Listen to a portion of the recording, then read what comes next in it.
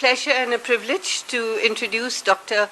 Ajeiliu Niumai, who is currently Associate Professor, Center for the Study of Social Inclusion and Inclusive Policy at the University of Hyderabad. Thank you, Professor Radhika Singha, and also the Nehru Memorial Library, Dr. Panmai and the team for inviting me here today to share my thoughts on Rani Gaidinliu. I would like to begin by saying that I had the privilege to meet her in the 1980s. And I remember her adorned in her traditional attire and trademark dark sunglasses, as we see her here in the picture, being helped to walk down from an aisle by two of her Zaliangrong young nurses, female nurses.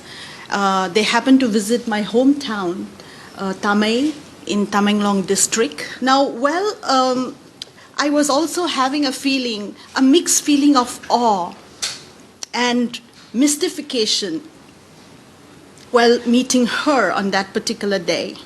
While growing up as young girls, I often heard stories from my grandfather, uncles, and my own father about her story of bravery, leadership, determination, and also her spirituality, but also, most importantly, skeptical of her socio-religious movement known as the Haraka, meaning the pure, and fence from other impurities propounded by her cousin, Haipei. She was believed to be the avatar of goddess, the incarnation of goddess Tamenglong District, and she did not attend any formal modern school during her days as any other girls in other societies during her childhood, because of the fact that there was no school in her village or in Tamenglong area during that time. Her handwritten script resembles Urdu or Arabic scripts. Now, one German and two British scholars found it, and they mention about her in their book titled The Hill People, published in Germany. Her inspiration to write a script derived from her guru, Zadonang. Ajeiliu, who is known for his book called The Rising Nagas. Now, although Rani Gaidinliu was illiterate, her words and her ideas was powerful and commanding that everyone who followed her was subjected to her without raising any questions.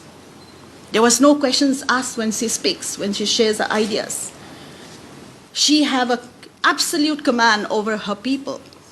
She was definitely gifted with natural leadership skills and, of course, with good communication skills. To be a leader, I think a good communication skill is a must, and she possessed that from a very young age. And the environment had motivated her to fight the British colonial administrators. She was undoubtedly not only brave to fight the mighty British Empire, as pointed out by Ajeiliu, but she was intelligent beyond measure.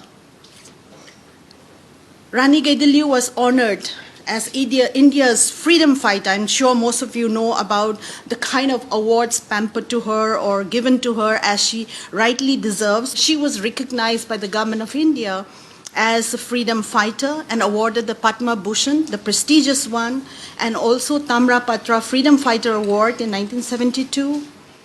Birsa Munda Award posthumously after her death, and Vivekananda Sewa Saman in 1983, Shri Sakti Puruskar Award in 1997, again posthumously after her death.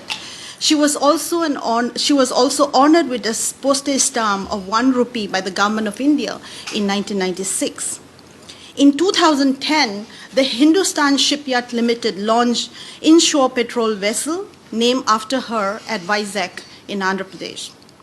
On 24th of August last year, 2015, the Modi government launched commemorative coin of rupees 100 and circulation coin of 5 rupees to mark her birth centenary celebration. At this juncture, it's essential to be careful not to simply romanticize Rani Gaidinliu, but to critically analyze her relevance in the contemporary socio-political setting of the Zaliangrong Naga society in Northeast India. The methodology that I use is both qualitative and quantitative. The qualitative method includes purposive sampling and an individual interview of selected respondents, particularly the elders and community leaders. This is my ongoing work, who knew the historical background of the legendary figures Zadonang and Rani Gaidinliu from Dimapur in Nagaland, Tamenglong, Tamei, Namdulong village at Imphal, Kakulong village at Imphal, including the functionaries of Tingkau Ragong Zakpriak, which is a parallel body of Haraka cult at Chingmairong Kabui village, Imphal, because I have friends and family since childhood over there, so it's easy for me to have access to the leaders, spiritual leaders in this village, and the rest are secondary sources. I'd like to mention here that she emerged as a spiritual and political leader since Haipei Zadonang, who possessed mystical power, mentored her and popularized the Haraka cult and demanded the Nagaraj, or the kingdom, or in other words, Zaliangrong homeland. Asoso Yono also pointed out that when she heard about Zadonang as the leader of the revival of animism and advocacy of freedom, she went to meet him at the sacred Bhubon cave, that is in Assam. And, this happened in around 1927. Zadonang could understand and foresee the leadership skill of this young girl, Gaidinliu, and therefore skillfully trained her as a warrior, political, socio-political, and spiritual reformer. I want to particularly focus my attention on Rani Gaidinliu's struggles and challenges in a gender perspective. Now, in spite of facing some struggles and challenges as a second sex, borrowing the feminist Simone de Beauvoir's terminology, she fearlessly fought against the British colonial administrator, including the structured patriarch of the Naga National Council in the 20th century by using Gandhi's philosophy of nonviolence. I want to add here that both Zadonang and Rani Gaidinliu upholds Gandhi's philosophy. They may not have mastered Gandhi's philosophy. They've never met him. In fact, Zadonang longed to meet him when Gandhi was supposed to come around 1927 or 28 to Silchar. Zadonang was preparing with 100 men and 100 women to perform a cultural dance in front of Gandhi. And he also composed a song for Gandhi, saying, "I wait for Gandhi to come to my place." That is the kind of influence that Gandhi have impacted on these two leaders, both Rani Gaidinliu and Zadonang.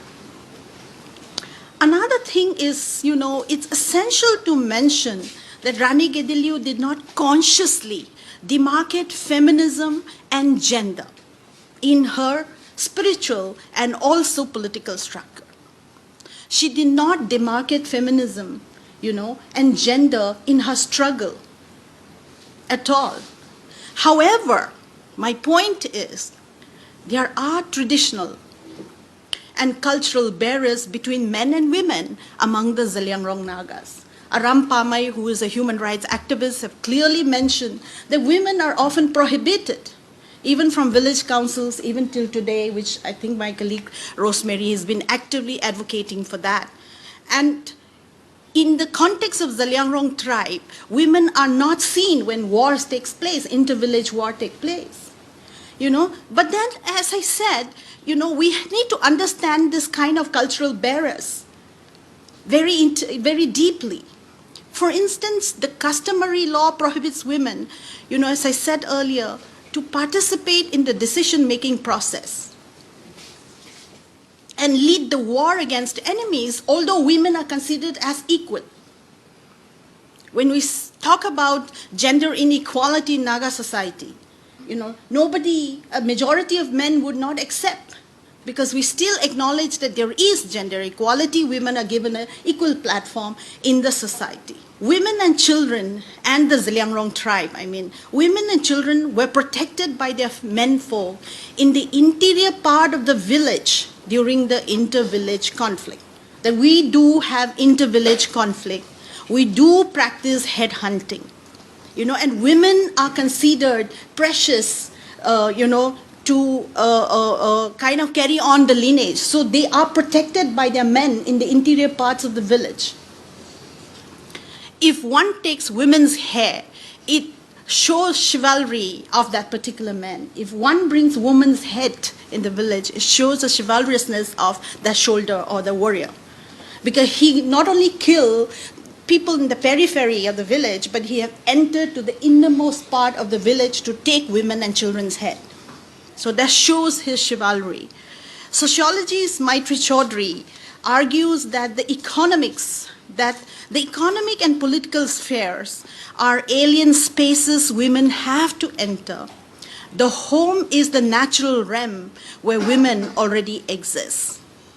Her arguments hold true for Naga women, since for centuries Naga women were never encouraged to involve in political spheres, although they administered their homes. The recent elections in State Assembly election in 2014 saw 2 Naga women, but they were defeated very bad. In the context of Rani Gaidinliu, she has rise up above the traditional norm.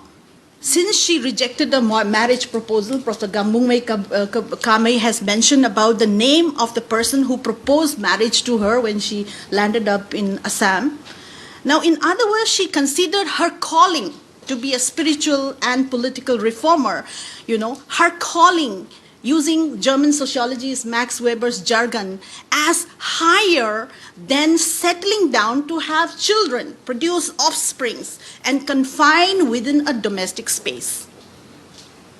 The colonial administrators used their white power, status, and privilege to continuously exploit and suppress the marginalized Zaliangrong Nagas. Rani Gaidinliu, as a young teenage girl, understood the power of confrontation. And she has convicted to mobilize her army, including girls, and fight the oppressive system that used even young Zaliangrong girls and women as forced labor without payment. The patriarchal and oppressive methods of using forced labor, both men and women, in which Rani Gaidinliu was also one of them. She used to carry, like a porter, luggage of this colonial, administrators in villages. And also collecting revenue taxes of ₹3 per house in every village. Feasting by the colonial rulers at the expense of the excluded Zaliangrong villages. Construction of inter-village roads free of cost. Construction of bungalow made of bamboo and thatch roof for colonial administrators, even to stay for a single night. The villagers were asked to construct a brand new home, and they would have to dismantle it the next day if the colonial ruler have to leave the village. Now, all this, kind of exploitation and suppression of the villagers had profound implications on her mind to become more aggressive and also militarized in fighting for social justice of her Zaliangrong people. Rani Gaidinliu managed to send across the message to her people that achieving freedom from the Britishers is a larger goal than educational, economic, political, cultural, and social equality with men. As she struggled to achieve her goal, hundreds of young girls and women come to the fore and stood by her side. You see, sociologically, the complexity of relationship pertaining to gender and conflicts needs to be examined. Rani Gaidinliu's vision of political power and goal of achieving the Naga Raj or Zaliangrong homeland under Indian Union. This is the difference between, the NSCN and Zaliangrong movement, because they're fighting for their own freedom and autonomy, but within the Indian Union, whereas NSCN fights for Naga freedom, but for sovereignty. So you see a little bit of differences between the two here, which I don't want to go into details. But the point I'm making here is Rani Gaidinliu's vision of political power and goal of achieving Nagaraj or Zaliangrong homeland under Indian Union needs to be imbued with a feminist perspective. Now, hypothetically, some of the basic challenges that she and her female army, sometimes they may have suffered hunger, thirst, and harsh weather in the jungles, as the man did. But at the same time, they learned to hold Naga Dao, the swords, spears, and the like. She may also have raised questions about her and other girls' femininity and sexuality, whether men were attracted to her, and how to tackle that kind of sexual attraction in such situations when they're fighting for larger cause. Regarding her relationship with her army girls, she managed to force close emotional bonds with them. She also gained a great sense of respect from both men and women and share a common purpose. In due course of time, I'm sure she might no longer feel the gender differences, since she, as a woman leader, marched together with men, organized ambushes with men, and fought along with men, and also tasted the joy of victory, and at the same time share the sorrow of defeat and betrayal. In other words, she was exposed to the similarities between both the genders despite the differences between men and women. Well, warfare is perceived to be the critical assessment of masculinity and also to the patriarchal ideological structure in every culture. However, involvement of women army in warfare changes the notion of masculinity to a certain extent. Obviously, there is feminization of, women army if you look around every culture. In the sense that majority of girls or women in the army were not in top hierarchical structure, but remain at the bottom. So in any kind of this war, there is feminization of women army. Rani Gaidinliu's experiences as a woman warrior made her felt prepared for anything, and that she become more confident since her sense of partaking in Zaliangrong history was evident. She became more courageous and realizes the shortfalls of the British colonial administration. And she tactfully, and very, very tactically reacted to the enormously patriarchal character of the colonial authorities' approach towards this Zaliangrong Nagas. Her feminine character, her feminine identity as a pure chess and mystic woman, as a chief Maibi priestess, was critically significant during the struggle against the Britishers, as it shaped her efforts to popularize the Haraka cult and demand for Zaliangrong homeland even after India's independence. Now, under her influence, the Zaliangrong Naga movement was strengthened in all the Naga and Zaliangrong inhabited areas in Manipur, Nagaland, and Assam. She resists the Nagas' conversion to Christianity and lost the Battle of Hangrum in Assam in 1932. Finally, the British colonial administrators arrested her at the young age of 16 years in that same year from Pulwa village, now in Nagaland, and she became a political prisoner. Naga converts were primarily held responsible for her capture and imprisonment till 1947. And we all already heard about how Nehru met her and gave her the title Rani, and now the Modi government fondly calls her Rani Ma, And now, so she has actually, after independence, after India's independence, she manages to go overground, but again she went back to underground and manages to spearhead her movement in a way that is not imagined perhaps by Zadonang himself. Another thing that I want to mention here is the fact that she made tireless efforts to pursue not only the Zeliangrong homeland, but to preserve and protect her indigenous culture and tradition.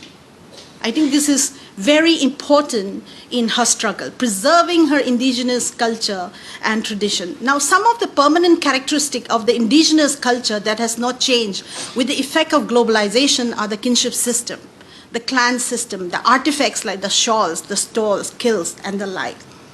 The main objective of Haraka cult is to revive the indigenous cultural and religious practices of the Zeliangrong Nagas.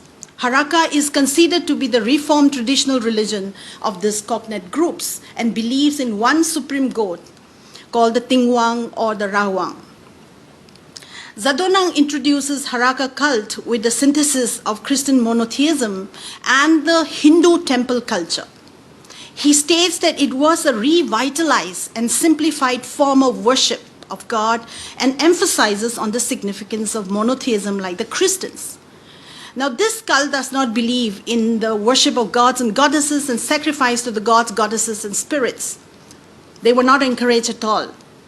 Apparently, Zadonang discovered the holy ancient cave of Lord Vishnu in the Bhuban hills of Assam and worshipped him. Vishnu is believed to be the eldest of the 7 brothers of the almighty god Tingwang or Ragwang and denied kinship due to the machination of his mother. He spearheaded the construction of temple known as Kaukai in Rongmai dialect or Kalumki in Zemai dialect with a shrine, pulpit, and aisle of bamboo. And one of the most peculiar characteristics of Haraka cult group is the earring, which is significant in their rituals. It's a must for them to wear the earring. They worship God through prayers, singing of hymns. Interestingly, when I opened the hymn book, it's more like a Christian hymn book. And also songs. They sing songs on full moon nights, on full moon day, either by groups or individuals. Share with you that between these 4 cognate tribes of Rongmai, Lengmai, Jem, and Puimai, the Rongmai people in particular came under the influence of Sanskritic Meitei culture and the predominant Western culture. From costumes to naming of babies, ubiquitous influence of Sanskritic influence was quite evident. The newborn infants were given local Meitei names like Chauba, Tomba, and more Sanskrit names from, Mahabharata and Ramayana like Ram, Arjun, Shyam, and there are more names, of course, with the purpose to let the youngsters, the younger generation, fit into the discriminatory social system in predominantly Manipuri Hindu culture. Now, let me give you a brief outline of the background of the fact that Manipuris became Vaisnavite Hindus 200 years ago under the Bengali Swami. So there is a close cultural affinity with the Bengals, and they're mostly Vaisnavite Hindus. Of course, today there are also groups called Sanamahis, the indigenous Manipuris, who are trying to redo everything, which I do not want to go into detail. Now, today, some people question the rationality of such imitations of Sanskritic culture. On the other hand, the other 3 cognate tribes, Zemai, Liangmai, and Puimai, were not strongly influenced by the process of Sanskritization. Sanskritization is a term coined by sociologists. These 3 tribes were not influenced. In spite of the overwhelming influence of Sanskritic and Western or Christian influence on these cognate tribes or groups, they still retain the basic elements of their socio-religious lifestyle. Rani Gaidinliu's story illustrates a rationality that encourages the marginalized and invisible women to become visible leaders in socio, political, and spiritual aspects that could bring about empowerment, social inclusion, inspiration, and supersede the patriarchal structure at home as well as in public space. Rani Gaidinliu was undoubtedly a beacon for the Zeliangrong people in particular and Nagas in general for showing the way to integrate with the mainland India. she managed to encourage her people to preserve their traditional and cultural heritage. And as I said, that she may not have educational qualifications, and her goal may not have been planned professionally. However, she remains an icon of the Northeast India, since she gives her people a sense of identity and left a legacy that the region of Northeast could produce one of the most courageous women freedom fighter in India. Thank you very much.